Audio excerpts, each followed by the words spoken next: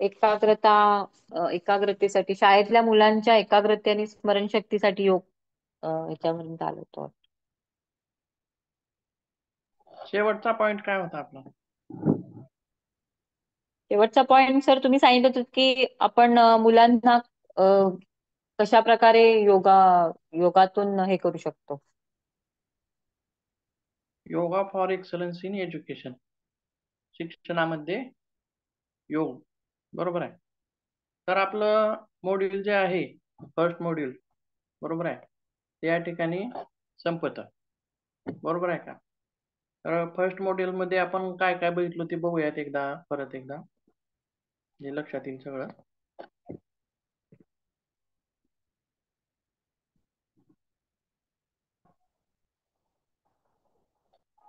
First module हे अशा पद्धतीचं आपलं होतं, एकूण 5 पॉईंट होते त्यामध्ये. तसंच लेवल्स ऑफ एज्युकेशन, शिक्षणाच्या पायऱ्या, टप्पे, ऑब्जेक्टिव्ह ऑफ एज्युकेशन, बरोबर आहे. फायदे शिक्षणाचे काय होते, त्याच्या पुढचे जे 3 पॉईंट आहेत, yoga practice for memory improvement, concentration आणि yoga practice for excellence in education, हा आपला शेवटचा भाग होता. 5वा पॉईंट जो होता शेवटचा होता. अशा प्रकारे आपलं मॉड्यूल फर्स्ट हे संपलेलं आहे. आता आज आपण आजच्या तासामध्ये मॉड्यूल सेकंड जे आहे ते पाहणार आहोत.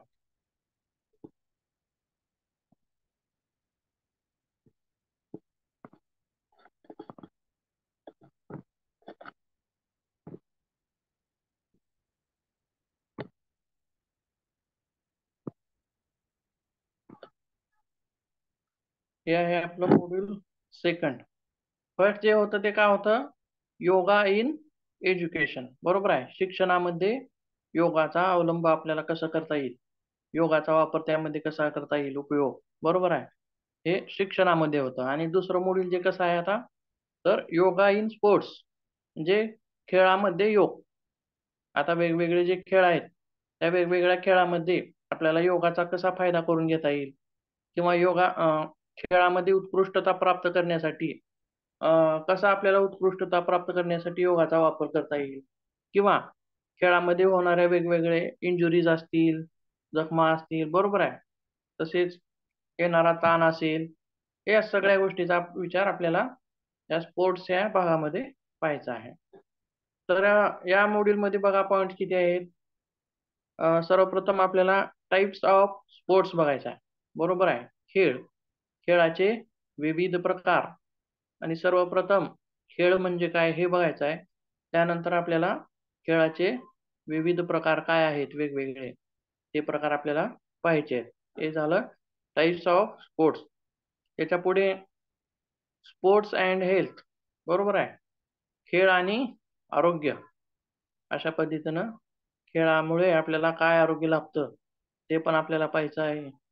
दुसरा आहे ऑब्जेक्टिव्ह ऑफ स्पोर्ट्स एज्युकेशन, बरोबर आहे.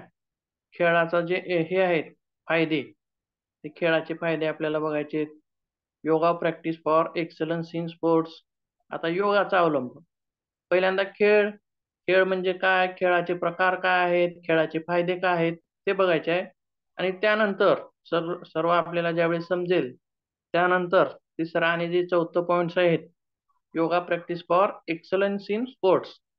तसंच फर्स्ट मॉड्यूल मध्ये काय होतं, yoga practice for excellence in education, म्हणजे शिक्षणामध्ये उत्कृष्टता मिळवण्यासाठी योगाभ्यास, हा फर्स्ट मॉड्यूल मध्ये होता, बरोबर आहे. तसंच या मॉड्यूल मध्ये काय आहे, yoga practice for excellence in sports, म्हणजे खेळामध्ये उत्कृष्टता मिळवण्यासाठी आपल्याला योगाचा काय अवलंब करता येईल, कोणत्या कोणता भाग त्यामध्ये आपल्याला सामील करता येईल, आणि जेणेकरून आपल्याला खेळामध्ये उत्कृष्टता मिळवता येईल. हा झाला आपला सेकंड मॉड्यूल मधला तिसरा पॉईंट. आणि चौथा काय आहे, sports injuries and yoga treatment, बरोबर आहे. खेळ म्हणलं की खेळताना कुणीतरी पडतं, कुठंतरी पायाला तरी लागतं, किंवा पळताना काहीतरी पाय पिचकतो, किंवा असं वेगवेगळ्या ज्या गोष्टी आहेत. आणि इंजुरीज म्हणजे शरीराला होणारे जखमा असतील, अशा पद्धतीनं कुठं लागलेल्या असेल, खरचटलेल्या असेल, बरोबर आहे. आपण कबड्डी खेळतो, खेळता खेळताच पडलो, बरोबर आहे. आणि आपल्या शरीराला खरचटलं. अशा पद्धतीनं वेगवेगळ्या खेळामध्ये काय काय इंजुरीज संभाव्य आहेत, बरोबर आहे. आणि त्यासोबत त्या इंजुरीजमध्ये आपल्याला योगा ट्रीटमेंट म्हणून आपल्याला काय देता येईल, हा हा भाग सुद्धा आपल्याला पाहायचा आहे. हे आहे आपलं मॉड्यूल सेकंड, बरोबर आहे. तर सुरुवात करूयात आपण. फर्स्ट आपल्याला पाहायचं आहे स्पोर्ट्स म्हणजे खेळ म्हणजे काय, बरोबर आहे. तर खेळांना मानवी जीवनात महत्वाचे स्थान आहे, बरोबर आहे. आणि जीवनातील व्यथा व चिंता विसरवयास लावून मनाला विरंगुळा देण्याचे, तसेच शरीर मन ताजेतवाने करण्याचे काम विविध खेळ करू शकतात. आता इथं काय म्हणलेलं आहे बघा, जीवनातील व्यथा व चिंता विसरवयास लावून, बरोबर आहे. आता तुमच्या आवडीचा खेळ आहे कोणता, तर तुम्ही मोबाईल वरती कोणता खेळ खेळता? लुडो खेळलाय का कधी, माहित आहे का? हो. तर मोबाईलवर नाही खेळत, म्हणजे सापशिडी वगैरे असं आपण खेळतो ना तसं. हो. हा, आपल्याला सगळेच पाहिजेत, आता मोबाईलवरचे पण पाहिजेत, असं आपल्या दैनंदिन जीवनातल्या पण पाहिजेत, मैदानी खेळ पाहिजेत, घरगुती खेळ पाहिजेत, जुने पाहिजेत, नवीन पाहिजेत, सगळेच पाहिजेत. परंतु खेळ खेळताना आपलं सगळं लक्ष जे असतं ते खेळामध्ये गुंतून गेलेलं असतं, बरोबर आहे. आणि ज्या वेळेस खेळ खेळत असतो आपण, बघा, एखाद्या वेळेस आपण ध्यान करायला बसतो किंवा जपमाळ घेऊन जप करण्यासाठी बसतो, त्यावेळेस वेगवेगळे विचार मनात येतात, बरोबर आहे. त्यांना धडकवून लावावं लागतं आपल्याला. परंतु खेळ खेळताना असं कधी होतंय का हो? बघितलं का कधी तुम्ही? तुम्ही कोणता तर तुमच्या आवडीचा खेळ मनापासून खेळताय, असं झाले का कधी? अनुभव वगैरे तुमचा?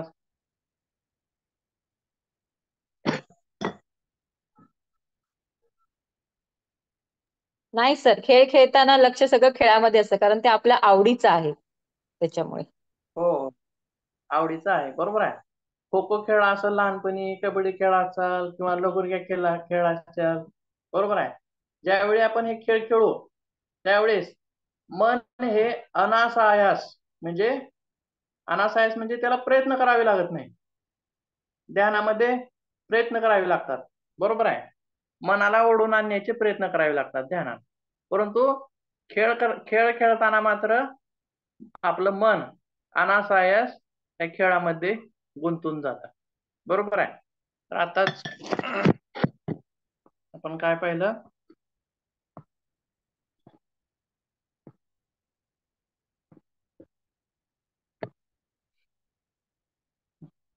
जीवनातील व्यथा समज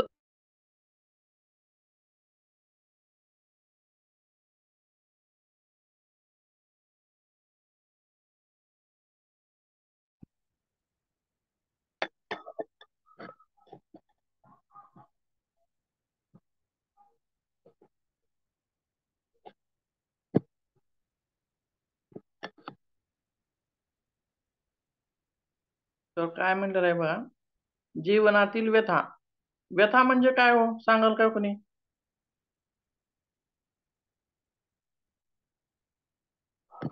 व्यथा म्हणजे कुणी सांगेल का काही?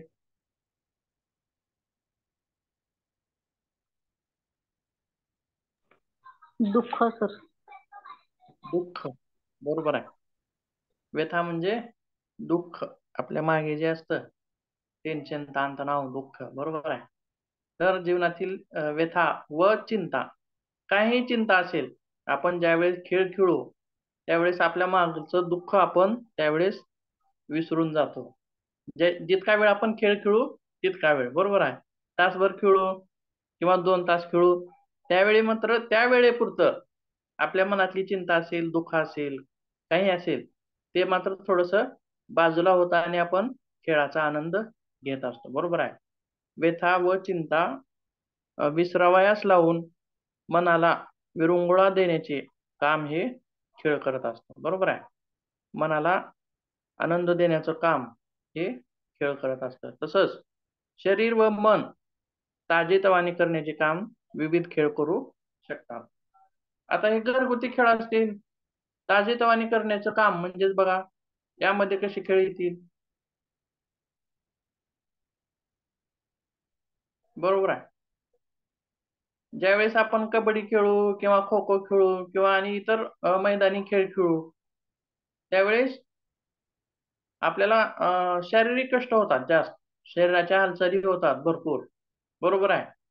आणि आपण जसं सूक्ष्म व्यायाम योगामध्ये करत असतो वेगवेगळे, त्यामुळं काय होतं, शरीराला हलकेपणा येतो आणि प्राणायाम करावं लागतं. परंतु खेळामध्ये अनायासच बघा, सूक्ष्म हालचाली होतात. बरोबर आहे. हातापायांच्या हालचाली होतात, कमरेच्या हालचाली होतात, विविध सांध्यांच्या हालचाली होतात. तसेच श्वास सुद्धा दीर्घ होतो. बरोबर आहे. आपल्याला दम लागेल इतकं आपण खेळामध्ये येऊन जातो. आणि अशा प्रकारचा खेळ ज्यावेळेस आपण तासभर 2 तास खेळू, त्यावेळेस सहजच आपलं मन काय होतं, ताजतवानं होऊन जातं. बरोबर आहे. हे आपल्याला लक्षणं या ठिकाणी खेळाचे पाहता येतील. थोडक्यात खेळ म्हणजे पाहता येईल.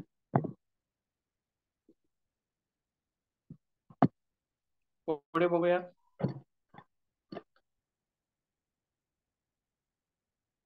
आता बघा, खेळाची प्राचीनता कशी आहे किंवा खेळाचा इतिहास कसा आहे बघू. आपल्या भारतामध्ये प्राचीन वैदिक काळात, तसेच रामायण असेल, महाभारत असेल, त्यामध्ये विद्युत, फासे, कुस्ती, रथांच्या व घोड्यांच्या शर्यती इत्यादी प्रचलित होत्या. बरोबर आहे. आता सर्वप्रथम आपण भारतामध्ये बघू. आपण रामायण पाहिलेलं असेल, महाभारत पाहिलेलं असेल. महाभारतातला प्रसिद्ध खेळ कोणता हो, सांगा बघू. बुद्धिबळ, बुद्धिबळ, चेस. दूध. शतरंज असेल दूध. आणि दूध दूध सारीपाट किंवा द्रुत म्हणत. काय म्हणला? सारीपाट किंवा द्यूत म्हणतात त्याला. दूध खेळ, दूध खेळ. बरोबर आहे. आणि त्या खेळामध्ये एवढी ताकद होती, खेळामध्ये म्हणण्यापेक्षा खेळणाऱ्यामध्ये म्हणावं लागेल आपल्याला. आणि वनवास किती वर्षाचा भेटला त्यांना, हारले त्या खेळामध्ये. बरोबर आहे.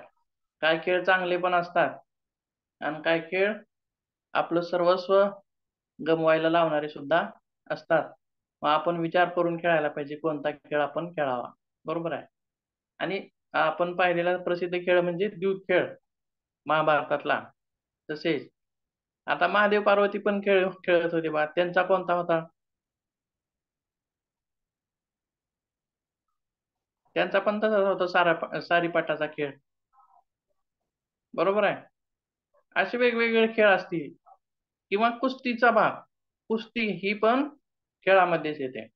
आपण इतिहास बघतोय खेळाचा. बरोबर आहे. कुस्ती सुद्धा आपण महाभारत असेल, रामायण असेल, अशा वेळी आपण कुस्ती सुद्धा पाहिलेली आहे. आणखीन कुठला खेळ पाहण्यात आलेला आहे का हो तुमच्या प्राचीन काळात?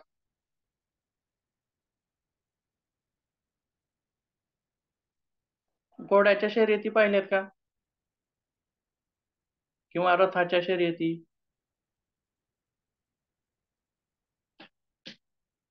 हो सर. सर. बरोबर आहे का? हो म्हणता येईल का? हो. घोड्याच्या शर्यती कोणी लावली होती, कोण सांगू शकेल का? घोड्याची शर्यत महाभारत असेल, रामायणात असेल, किंवा एखादा प्रसंग त्यातला.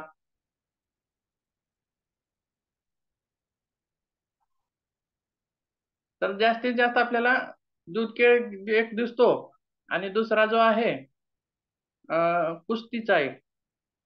हे एक दोन आपल्याला परिचित आहे. बरोबर आहे. म्हणजे खेळाला खूप प्राचीन इतिहास आहे. पुढे जाऊया.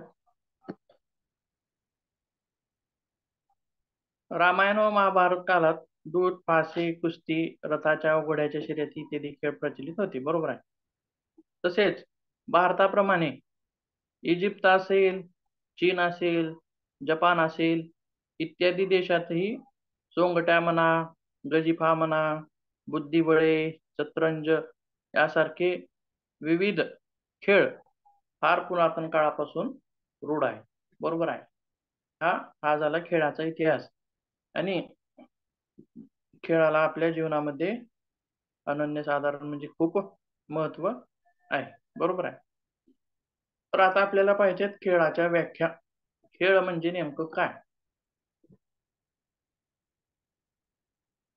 सांगा बघू तुम्ही कोणीतरी. खेळ म्हणजे काय सांगा. व्याख्या काय करता येईल खेळाची? किंवा तुमच्या मनानुसार सांगा, तुम्हाला जे वाटेल की असं असं हे म्हणजे खेळ. शारीरिक कला. शारीरिक कला.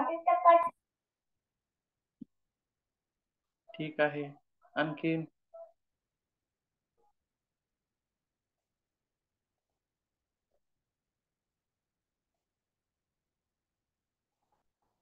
तर खेळ म्हणजे एक स्पर्धात्मक ऍक्टिव्हिटी आहे, मनोरंजनासाठी तयार केलेली. बरोबर आहे. छान छान छान. आणखीन कोणी काय सांगू शकेल?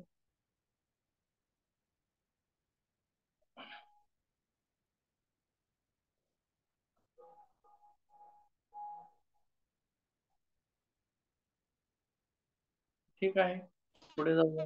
मनोरंजनासाठी केलेली शारीरिक शारीरिक क्रिया. मनोरंजनासाठी केलेली शारीरिक क्रिया. बरोबर आहे. शारीरिक नाही सर, मनोशारीरिक म्हणजे मानसिक पण आलं त्याच्यात. हो, मनोशारीरिक म्हणलात का? मनोशारीरिक बरोबर आहे. बुद्धिबळ कशामध्ये येईल हो?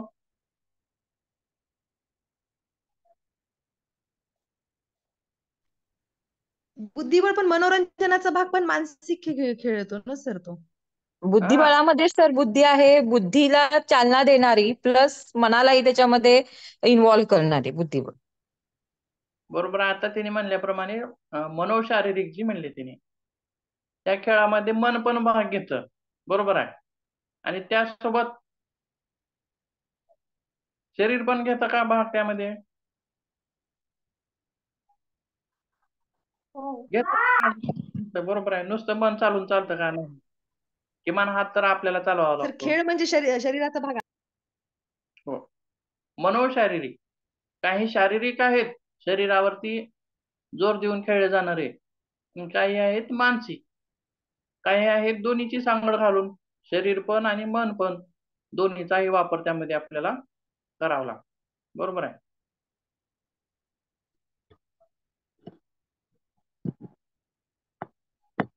पुढे जाऊयात. खेळाच्या व्याख्या आपण बघू. काय खेळ म्हणजे नेमकं काय हे पाहूयात आपण. तर सर्वप्रथम काय म्हणलेलं बघा, सर्वसाधारण खेळ म्हणजे आता कोणी सांगितलं होतं मनोरंजनासाठी. मग खेळ म्हणजे मनोरंजनासाठी केली जाणारी आणि त्यासोबत पुढं काय सांगितले बघा, ती ही मानसिक किंवा शारीरिक क्रिया होय. बरोबर आहे. इथं ही सर्वसाधारण आपली व्याख्या झाली. खेळ म्हणजे मनोरंजनासाठी केली जाणारी आणि नियम असलेली. म्हणजे काय नियम म्हणजे काय सांगता येईल इथं आपल्याला? आता क्रिकेट असेल तर बॉल जर स्टंपला लागला मागलच्या तर आउट असेल, किंवा 6 बॉलचा 1 ओव्हर असेल. असे वेगवेगळे नियम. प्रत्येक खेळामध्ये नियम असतात. नियमाशिवाय खेळ होऊ शकत नाही. बरोबर आहे. कुठल्या तरी चौकटीमध्ये त्या क्रियेला बसवावं लागतं. मग नाही नियमच नसेल तर मग दिवसभर तुम्ही तेच हे करताल. खेळ म्हणून कसं ओळखायचं त्याला? बरोबर आहे का? आता साधं तुम्ही लगोरी खेळत असाल किंवा आणखीन कुठलाही खेळ खेळत असाल, खेळ म्हणजे थोडक्यात काय म्हणलेलं आहे, शारीरिक किंवा मानसिक क्रिया आणि त्या क्रियेला काय आहे, नियम आहेत. बरोबर आहे का? नियम लागू असणारी शारीरिक किंवा मानसिक क्रिया म्हणजेच खेळ असं सर्वसाधारणपणे आपल्याला या ठिकाणी म्हणलेलं आहे. बरोबर आहे. ही झाली आपली सर्वसाधारण व्याख्या. आता त्याच्या पुढे बघूयात, इतर देशामध्ये काय म्हणलं जातं खेळाला, किंवा त्याला काय समजलं जातं, खेळच म्हणलं जातं का, किंवा त्याला काही वेगवेगळे अर्थ शब्द आहेत का, ते पण आपल्याला पाहायचं आहे. बघा, तस इंग्रजीमधील सर्वात जुनी व्याख्या आपण पाहूयात सुरुवातीला. Anything humans find amazing or entertaining, यालाच मराठीमध्ये खाली भाषांतर केलेलं आहे बघा. मानवांना मनोरंजक वाटणारी कोणतीही गोष्ट, ही आहे इंग्रजीमधली खेळाची व्याख्या. बरोबर आहे. मानवांना मनोरंजक वाटणारी कोणतीही गोष्ट, परंतु तिला आठ असणं गरजेचं आहे. हे वरच्या व्याख्येत आहे पाहिलेलं आपण, पण ती इंग्रजीमधली तशी व्याख्या आहे. पण याला खेळ म्हणता येईल काय हो थोडक्यात? मानवांना मनोरंजक वाटणारी कोणतीही गोष्ट.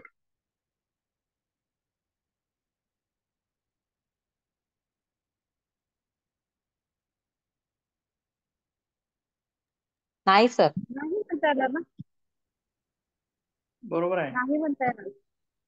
हो, परंतु आहे तशी व्याख्या, पण थोडक्यात आपल्याला ती अपुरी वाटते. बरोबर आहे. मनोरंजक वाटणाऱ्या अशा गोष्टी कोणत्याही असू शकतात मग माणसाला. बरोबर आहे. आणि त्या गोष्टीमध्ये स्पर्धा असावी लागते, खेळ असेल तर, किंवा नियम असावे लागतात. मग त्यावेळेसच त्याला आपण खेळ वगैरे म्हणू शकतो. बरं झालं. तर ही अशी व्याख्या आहे की मानवांना मनोरंजक वाटणारी कोणतीही गोष्ट म्हणजे खेळ, थोडक्यात इंग्रजीमध्ये सांगितलेलं आहे. आणि फ्रेंच जो शब्द आहे, जुना फ्रेंच, डेस्पोर्ट, काय आहे म्हणजेच फुरसती. फुरसती म्हणजे काय थोडक्यात सांगा बरं. आपण खेळ कधी खेळतो?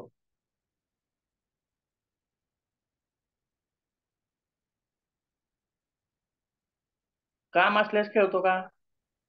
लेजर टाइम मध्ये. कामाच्या फ्री वेळी टाइम खेळ, मध्ये. हा. क्लास असेल आपला, आपण खेळू शकतो का नाही? मनात जरी असलं तरी खेळू शकणार नाही. आपली घरची कामं असतील, यावेळी हे आपण कामाच्या वेळी खेळू शकणार नाही. तर खेळाला त्यांनी एका शब्दातच काय म्हणलेलं आहे की फुरसती. जसं आपल्याकडे खेळ हा शब्द आहे, तसं त्यांच्याकडं त्याला काय म्हणलेलं आहे, फुरसती. म्हणजेच थोडक्यात काय, आपलं काम हे ते सगळं आवरून झालेलं आहे आणि आपल्याकडे हलका फुलका वेळ उरलेला आहे. बरोबर आहे. आणि त्या वेळामध्ये आपण जी क्रिया करत असतो, किंवा आपण त्या वेळामध्ये जे काही करू, त्याला म्हणलेलं आहे फुरसती, म्हणजे खेळ, असं त्यांची व्याख्या आहे. शब्द आहे तसा. फावल्या वेळामध्ये केल्या जाणाऱ्या क्रिया, या त्यावेळी करण्यात येणाऱ्या क्रिया, त्याला म्हणलेलं आहे फुरसती. बरोबर आहे. त्याच्याच पुढे काय आहे बघा, दुसरा फ्रेंच शब्द आहे, त्यालाच म्हणलेला आहे बोर्ड, म्हणजेच विजय. विन ऑर विनिंग या पार्शियन शब्दावर आधारित आहे. विजय म्हणजे जसं फुरसतीला आपण काय केलं, विश्लेषण फुरसतीचं काम धाम सगळं आटपून आवरून थोडाफार जो काही फावला वेळ मिळतो त्यामध्ये आपण जे हे करतो त्याला आपण खेळ म्हणलेला आहे फ्रेंच मध्ये. बरोबर आहे. तर पार्शियन मध्ये काय म्हणले, विजय. खेळामध्ये ही गोष्ट सगळ्यात महत्वाची असते बघा. बरोबर आहे. आणि प्रत्येक खेळामध्ये ही गोष्ट असतेच, आणि सर्वजण ह्या गोष्टीच्या मागे धावतात, म्हणजेच विजयाच्या मागे. बरोबर आहे. आणि मुख्य खेळाचा उद्देश काय आहे, वैशिष्ट्य काय आहे, तर स्पर्धा. स्पर्धा करून एकमेकाशी, वैयक्तिक असेल, दोघांमध्ये असेल, किंवा सामूहिक असेल. आता क्रिकेटमध्ये कसं असतं, जास्त प्लेयर्स असतात. कुस्तीमध्ये एक एकटा असतो. परंतु दोन्हीमध्येही काय असते, स्पर्धा असते. आणि या दोन्हीमध्येही विजय हा महत्वाचा असतो. तर थोडक्यात काय म्हणलेलं आहे, खेळ जसं आपल्याकडे शब्द आहे तसं त्यांच्याकडे बोर्ड म्हणजेच विजय, विन ऑर विनिंग, आणि हा शब्द पार्शियन शब्दावरती आधारित आहे. तसेच पुढे बघूयात काय म्हणले बघा. चिनी शब्द सुद्धा आहे आणि चिनीमध्ये खेळाला काय म्हणलं जातं, तियू. बरोबर आहे. आणि तियूलाच काय म्हणलेलं आहे पुढे, शारीरिक प्रशिक्षण, फिजिकल ट्रेनिंग. आता ह्याचं विश्लेषण कसं करता येईल शारीरिक प्रशिक्षणाचं.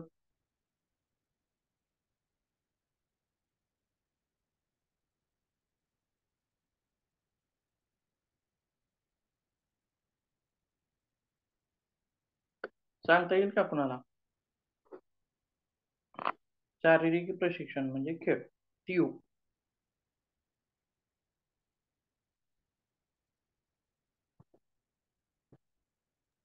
Physical exercise. फिजिकल एक्सरसाइज म्हणजे खेळ असं म्हणता येईल का?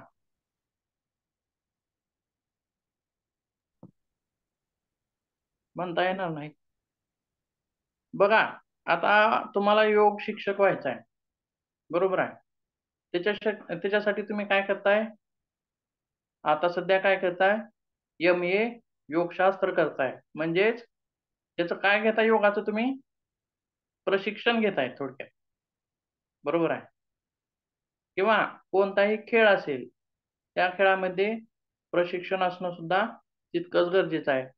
कबड्डी असेल, खो खो असेल, काय नियम पाळावे लागतील, बरोबर आहे. आणि काय केल्यास आपल्याला विजय मिळेल, विजय लवकर मिळेल, बरोबर आहे. किंवा कोणत्या क्रिया केल्याने किंवा कोणते नियम पाळल्याने विजय आपल्या पारड्यामध्ये येईल, बरोबर आहे. त्याच्यासाठी कशाची गरज आहे, प्रशिक्षणाची गरज आहे. तर त्यांनी काय म्हणले,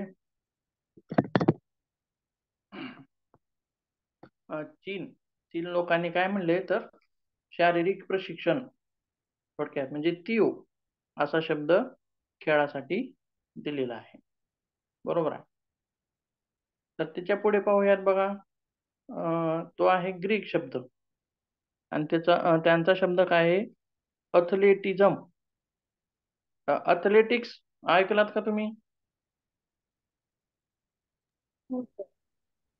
ऐकलंय आपण बरेच जणांनी, बरेचदा ऐकलंय, बरोबर आहे. आणि त्याचाच अर्थ काय आहे, क्रीडा स्पर्धा, बरोबर आहे. अर्थ काय, क्रीडा स्पर्धाचा एक समूह आहे ज्यामध्ये स्पर्धात्मक धावणे, उडी मारणे, फेकणे, चालणे यांचा समावेश होतो, बरोबर आहे. अथलेटिझम किंवा अथलेटिक्स, बरोबर आहे. याला काय म्हणलेलं आहे तर क्रीडा स्पर्धांचा एक समूह, आणि त्या समूहामध्ये आहे वेगवेगळे खेळ आहेत. आता आपले ऑलिम्पिक्सचे खेळ होतात, बरोबर आहे. तर त्यामध्ये सुद्धा वेगवेगळे आहेत, धावणे आहे, पोहणे आहे. तसेच याला काय म्हणलेलं आहे, क्रीडा स्पर्धांचा समूह म्हणजेच अथलेटिक्स असं ग्रीक शब्द त्याला वापरलेला आहे. बघा, जुना फ्रेंच शब्द काय आहे, डेस्पोर्ट. फ्रेंच शब्द काय आहे, बोट. चिनी शब्द काय आहे, तियू. आणि ग्रीक शब्द काय आहे, अथलेटिक्स. असे वेगवेगळे शब्द आपल्याला जगामधील विविध देशामध्ये खेळाला वापरले गेलेले आहेत. थोडक्यात खेळ हा फक्त भारतातच असतो का, नाही, तर जगाच्या पाठीवर सर्वत्र खेळला जातो आणि त्याचे वेगवेगळे नियम आहेत किंवा त्याला वेगवेगळे शब्द, वेगवेगळे अर्थ असं असलेलं आपल्याला दिसून येईल, बरोबर आहे. तर हे झाले शब्द असतील किंवा वेगवेगळ्या देशामध्ये त्याला काय म्हणलं जातं हे आपण पाहिलं. तर सुरुवातीची व्याख्याच काय होती, खेळ म्हणजेच मनोरंजनासाठी केली जाणारी नियम असलेली कोणतीही मानसिक क्रिया किंवा शारीरिक क्रिया, ही आपली भारतीय व्याख्या झाली. आता सगळ्या वेगवेगळ्या देशामध्ये वेगवेगळ्या व्याख्या असतील किंवा वेगवेगळे नियम असतील. तर ज्या वेळेस ऑलिम्पिक असेल किंवा राष्ट्रीय स्पर्धा असतील त्यावेळी मात्र या खेळांचे नियम ठरवणारे एक संघटना असते. बरोबर आहे. या खेळाचे नियम कोणता देश ठरवतो का? नाही. किंवा आपल्या भारतामध्ये क्रिकेट असा खेळला जातो, तर ऑस्ट्रेलियामध्ये वेगळ्या पद्धतीने खेळला जातो, तिथले नियम वेगळे आहेत. मग आपल्या भारतातले नियम लावायचे क्रिकेट खेळताना का ऑस्ट्रेलियामधले लावायचे? का पाकिस्तानमध्ये खेळल्या जाणारे खेळाचे नियम लावायचे? का चीनमध्ये खेळल्या जाणाऱ्या खेळाचे नियम लावायचे? असं तिथं अडचणी येतात. बरोबर आहे. आणि वेगवेगळ्या देशाचे वेगवेगळे नियम. म्हणून त्यामुळं सगळ्याच देशांचा विचार करून आणि सर्वांना मान्य असतील असे खेळाचे जे नियम असतात, ते खेळाचे नियम कोण बनवतो? तर स्पोर्ट अकॉर्ड नावाची एक मोठी काय आहे, सर्व मोठी स्पोर्ट फेडरेशनची संघटनेचे नुसार खेळामध्ये खालील ही एक संघटना आहे. स्पोर्ट अकॉर्ड ही एक संघटना आहे, म्हणजे खेळाचे नियम लावणारी, आणि जे की सर्व देशांना मान्य असतील. बरोबर आहे. तर त्याचे निकष काय आहेत ते बघूया. स्पोर्ट फेडरेशनची संघटनेनुसार खेळामध्ये खालील निकषांचा समावेश होतो. त्यामधील एक एक निकष बघूयात आपण काय काय आहेत. तर पहिला जो निकष आहे स्पर्धेचा घटक आहे. म्हणजे काय म्हणता येईल? स्पर्धेचा घटक आहे. आपण कुठला तर खेळ घेतला आणि स्पोर्ट अकॉर्डकडे गेलं तर तिने काय म्हणतील, ह्याला खेळ कधी म्हणतील त्या क्रियेला? त्याच्यामध्ये खेळाडू असतील तेव्हा. स्पर्धा असली पाहिजे त्याच्यामध्ये. बरोबर आहे. एकमेकाशी खेळाडू तर असणं गरजेचं आहे. खेळाडू असल्याशिवाय खेळच होणार नाही कुठला बी. परंतु त्या क्रियेमध्ये थोडक्यात आपण इंग्रजी व्याख्या पाहिली बा सुरुवातीला, मनोरंजन म्हणून केली जाणारी कुठलीही क्रिया. परंतु त्याला त्यांनी हे करतील का हो, मान्य करतील का? नाही. तर त्यांची अट काय आहे? ती जी क्रिया आहे त्या क्रियेमध्ये स्पर्धा असणं गरजेचं आहे सुरुवातीला. बरोबर आहे. आता आपण भारत पाकिस्तान मॅच बघतो. बरोबर आहे. तर एकमेकांमध्ये काय आहे, जिंकण्याची स्पर्धा आहे. त्यावेळेसच त्याला खेळ म्हणलं जाईल. बरोबर आहे. तेव्हा त्या क्रियेमध्ये स्पर्धाच नाही कुठली, तर त्याला खेळ कसं म्हणता येईल हो? तर पहिलं वैशिष्ट्य जे आहे त्या क्रियेचं, कोणती का क्रिया असे ना, पण त्या क्रियेमध्ये स्पर्धा असणं गरजेचं आहे. स्पर्धा असेल तरच आपण त्याला खेळ म्हणायचा आहे, असं त्या संघटनेनं ठरवलेलं आहे. म्हणजेच त्या संघटनेचा तो निकष आहे. बरोबर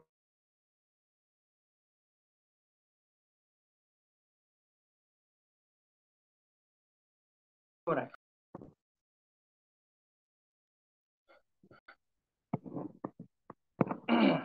स्पर्धेचा घटक आहे हा पहिला निकष झाला. आता दुसरा बघा काय आहे, कोणत्याही सजीव प्राण्याला कोणत्याही प्रकारे हानी पोहोचू नये. बरोबर आहे.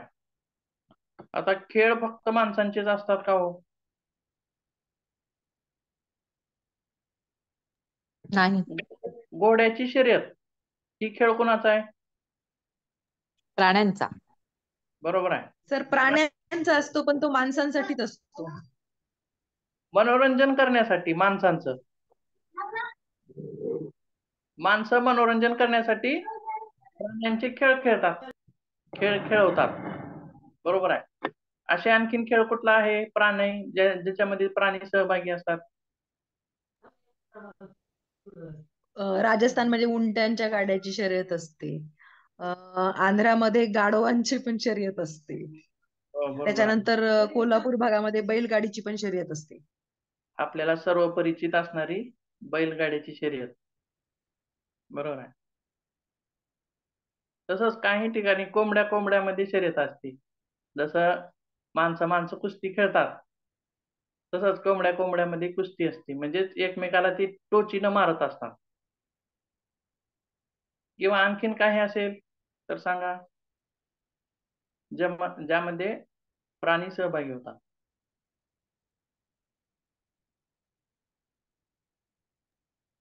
सर नॉर्थ ईस्ट मध्ये या प्राण्याची काय म्हणला?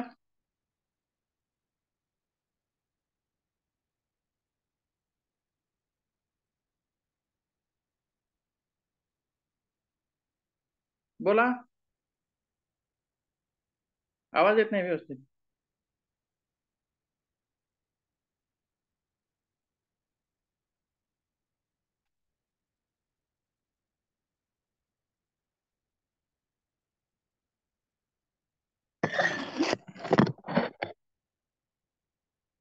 माझा आवाज येतोय का? हो सर. तुमचा आवाज येतोय सर. नॉर्थ ईस्ट मध्ये आता कोणी सांगितलं, ते काय सांगत होते? सर याक प्राण्याची शर्यत असते सर तिथे. या? हा, मी पाहिलेली आहे सर स्वतः ती शर्यत. कुण्या प्राण्याची? मी आसाम मध्ये ती शर्यत पाहिलेली आहे सर. कोणती शर्यत? याक प्राणी जो असतो, जो केसाळ आपला प्राणी असतो तो, आणि त्याच्याशी पाण्याच्या याच्यामध्ये शर्यत असते सर, खिळामध्ये शर्यत. ठीक आहे, ठीक आहे. याक प्राण्याची, याक या प्राण्याची, बरोबर आहे. किंवा पूर्वी काही काही टक्करीचा खेळ असायचा जनावरांमध्ये, टक्कर मारणे एकमेकाला, आणि जो त्यामध्ये विजयी होईल तो तो प्राणी विजयी ठरवला जायचा. म्हणजे असं काय म्हणता येईल का हो, यामध्ये प्राण्याला काही त्रासदायक आहे, असे काही खेळ आहेत का जेणेकरून प्राण्यावरती अत्याचार होतील, प्राण्याला त्रास होईल, म्हणता येईल का शर्यतीमधून? सर सगळ्याच शर्यतीमध्ये प्राण्यांना त्रासच होतो. बरोबर आहे, प्राण्यांना त्रास झाल्याचे दिसून येते. तर काय म्हणलेलं आहे बघा, निकष काय सांगितलाय त्या ठिकाणी त्यांनी, दुसरा जो निकष आहे बघा, कोणत्याही सजीव प्राण्याला कोणत्याही प्रकारे हानी पोहोचू नये. बरोबर आहे. तर आता समजा तुम्ही घोड्यांची शर्यत असेल किंवा आणखीन कुठली शर्यत असेल, तर अशा ज्या स्पर्धेमध्ये किंवा ज्या खेळामध्ये प्राण्यांना त्रास होईल, अशा त्या खेळांना ते खेळ म्हणून मान्यता देत नाही. बरोबर आहे. ही कोण, जी जगातील सर्वात मोठी जी स्पोर्ट अकॉर्ड नावाची ही संघटना आहे, ती अशा खेळांना मान्यता देत नाही. बरोबर आहे. जेणेकरून त्यांचा उद्देश असा आहे की प्राण्यांना हानी होऊ नये, प्राण्यावरती अत्याचार होऊ नये. बरोबर आहे. तर पुढचा निकष बघूयात काय आहे. खेळामध्ये विशेषतः कोणत्याही नशीब घटकावर अवलंबून राहू नये. आता याचं उदाहरण काय देता येईल बरं, सांगा एखादी.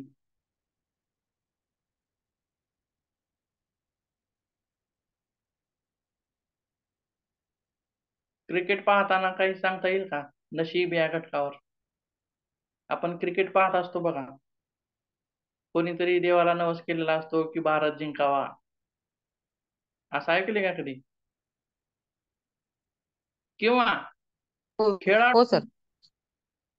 आता हे झालं आपलं प्रेक्षकाचं झालं, प्रेक्षकांचं काय म्हणणं की बाबा भारत जिंकावा, असं नवस काहीतरी केला कोणीतरी. किंवा खेळाडूचं बघा, एखादा खेळाडू असेल, आता क्रिकेटच असेल असं काही नाही, त्यामध्ये कबड्डी असेल, खो खो असेल, आणि त्या खेळामधला तो खेळाडू जो आहे तो नशीब यावरती अवलंबून असणारा असू नये, की बाबा मला खेळामध्ये नशिबावरच असेल असं नाही. तर त्यामध्ये शारीरिक कष्ट, बरोबर आहे, त्याचं प्रशिक्षण योग्य होणं तितकंच महत्वाचं असतं. आणि तो जितकी प्रॅक्टिस करेल, बरोबर आहे, जितकं तो पुनरावृत्ती करेल किंवा प्रॅक्टिस करेल, त्यावेळी त्याच्यामधल्या वेगवेगळ्या अडचणी असतील, वेगवेगळे डावपेच असतील, किंवा एखादी क्रिया परत परत करत गेलं की ती क्रिया, त्या क्रियेमध्ये प्रावीण्य मिळतं, म्हणजे सिद्धी मिळते त्या क्रियेमधली. बरोबर आहे. अशा पद्धतीनं त्या खेळाडूने तयार व्हावं. त्या खेळाडूने नशिबावरती अवलंबून बसू नये, की बाबा माझं असं आहे आणि माझ्या नशिबामध्ये जे आहे ते होईल, असं समजू नये. बरोबर आहे.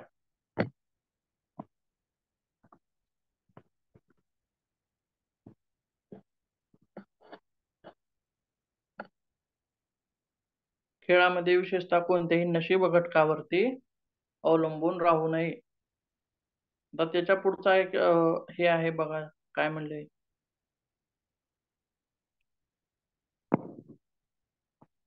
एखाद्या पुरवठादाराने पुरवलेल्या उपकरणावर अवलंबून राहू नये, असाही त्यांचा काहीतरी निकष आहे.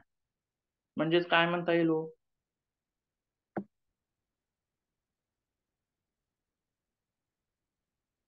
आता समजा आपण क्रिकेट खेळतोय आणि आपल्याकडं एक बॅट आहे, किंवा आपण क्रिकेट खेळताना आपल्या आवडत्या बॅटने क्रिकेट खेळतो. आता आपल्या मित्रांनी पण बॅट आणलेली आहे, दुसऱ्या मित्राने पण बॅट आणलेली आहे, परंतु क्रिकेट खेळताना 2-4 बॅटा उपलब्ध आहेत आपल्याकडे.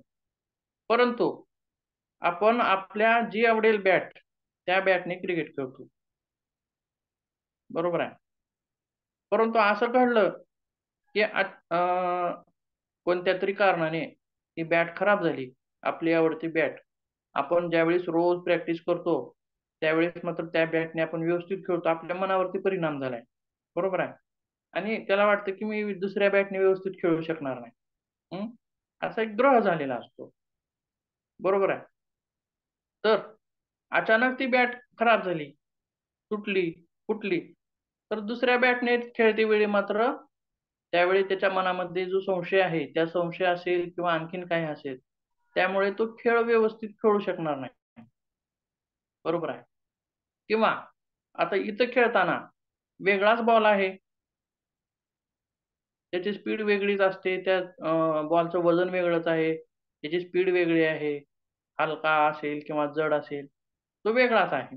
आणि तो इतर ठिकाणी कुठंतरी गेला परदेशात खेळण्यासाठी आणि तिथं वेगळाच बॉल भेटला, तर त्यावेळी सुद्धा त्या खेळाडूवरती परिणाम होतो, परिणाम दिसून येतो.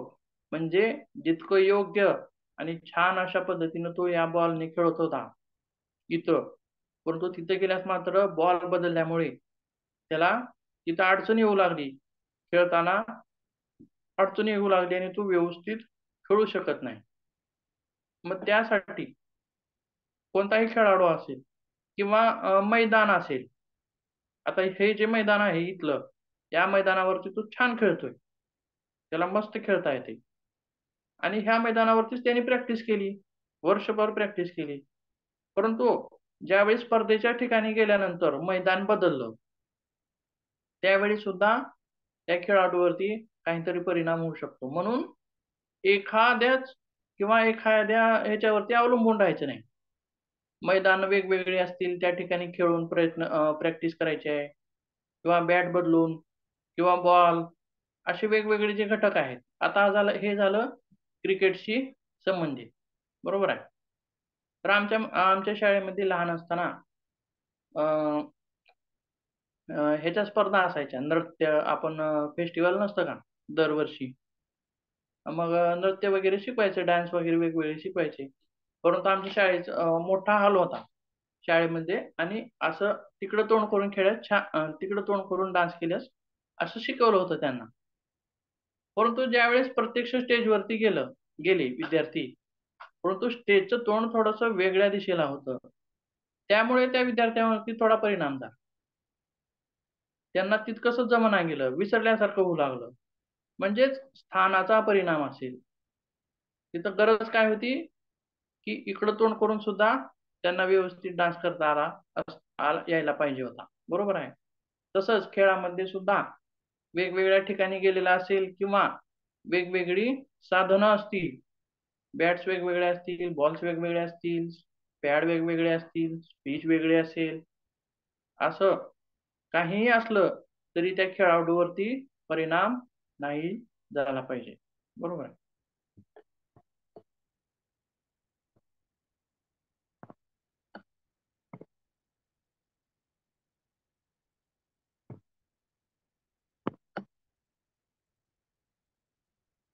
कोणत्याही उपकरणावर अवलंबून राहू नये. हे वेगवेगळे निकष झाले किंवा वेगवेगळ्या व्याख्या आपण पाहिलेल्या आहेत. आता पुढचा जो भाग आहे खेळाचे विविध प्रकार. तर खेळामध्ये प्रकार किती सांगता येतील? सांगा बघू एखादा प्रकार, किंवा मुख्य असे प्रकार होऊ शकतील खेळामध्ये. मैदानी खेळ आणि बैठे खेळ, घरगुती खेळ. बरोबर आहे. बैठे खेळ आणि मैदानी घरगुती खेळ असतील किंवा बैठे खेळ असतील आणि मैदानी खेळ, असे खेळाचे सुद्धा विविध प्रकार आहेत. आणि खेळामध्ये सहभागी किती असतील त्याच्यानुसारही आपल्याला प्रकार सांगता येतील. किंवा ज्या खेळामध्ये शारीरिक कष्ट जास्त असतील किंवा एखाद्या खेळामध्ये मानसिक कष्ट जास्त असतील, असे वेगवेगळे प्रकार आपल्याला पाहिजे. हे प्रकार आपण पुढच्या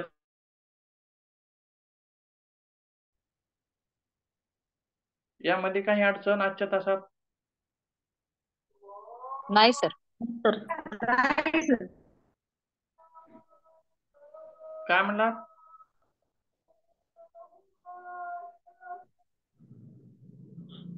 नाही सर. ठीक आहे. थांबूयात मग आपण या ठिकाणी, वेळ पण झालेली आहे.